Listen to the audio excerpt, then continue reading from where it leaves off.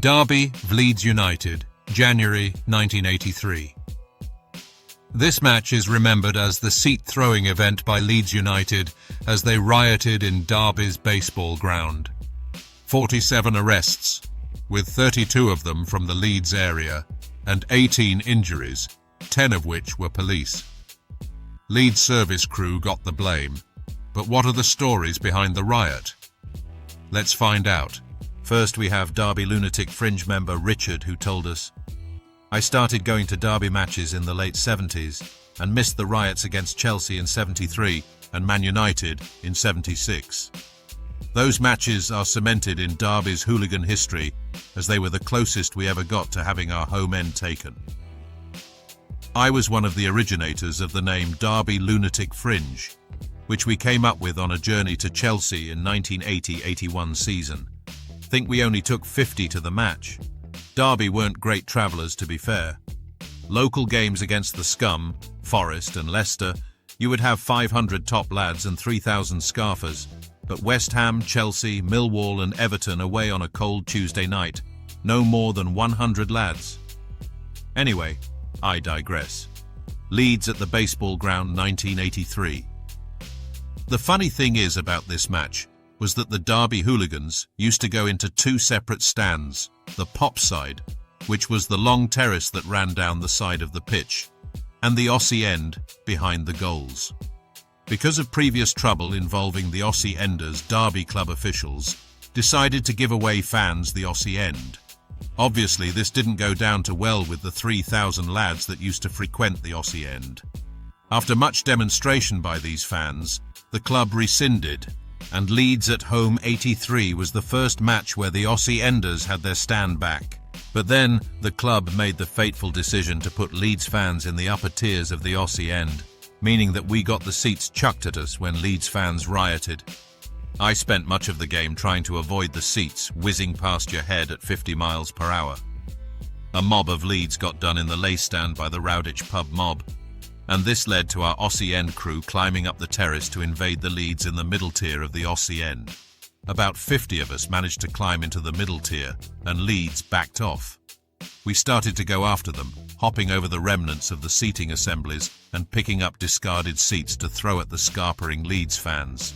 Most Leeds legged it out of the stand altogether, so we decided to go back into our terrace because the match was still ongoing at this point and we had made our point. I counted 16 major incidents of trouble during the match, and I was involved in 13 of them.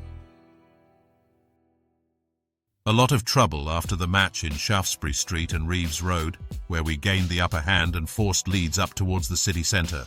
The Rowditch crew were battering a mob of Leeds for the second time that day, and Leeds started to back off mob-handed. They were now getting battered at every junction.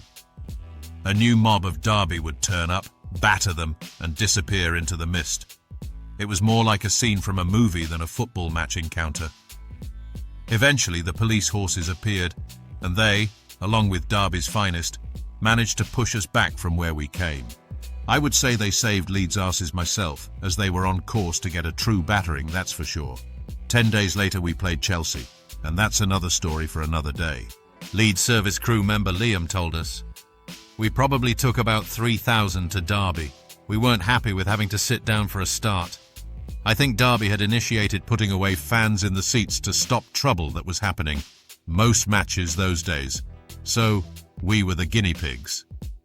We were in the Osmaston end, and Derby were below us, so someone thought it would be a good idea to rip out a seat cushion and throw it on them. It just escalated from there. The police came in and tried to stop us, but we bombarded them with the seats, so they retreated and left us to it. I believe nearly every seat went onto the Derby fans below, or onto the pitch. At one point, Derby came into the upper tier because they were getting slaughtered by the seats hitting them. They attacked us, but we beat them off by slinging the seats at them, the ones left, that is. After the game, one of our crews from South Elmshall met up with Derby by a hotel at the railway station, and one of theirs got stabbed in the leg. The police came, and everyone scarpered. Major battles with both Derby and the police all the way back to the train station. We didn't take a backward step the whole time. I mean, it was only Derby, so there you go. They had a go, but were no match for Leeds service crew at their best, or worst, whichever way you look at it. There were 47 arrests, 32 of them Leeds. Lots of injuries. I believe Chelsea tried the same tactic a few weeks later, so we even started a trend. Great times supporting Leeds in the 70s and 80s. We thank Richard and Liam for their memories. It's clear that Leeds United service crew were highly feared in the 70s and 80s, and this riot was by no means an isolated incident. Derby's Lunatic Fringe were no mugs either, so it's clear this match was an accident waiting to happen, and it did, big time. Thanks for watching. Please like, share and subscribe, as it really helps our channel grow.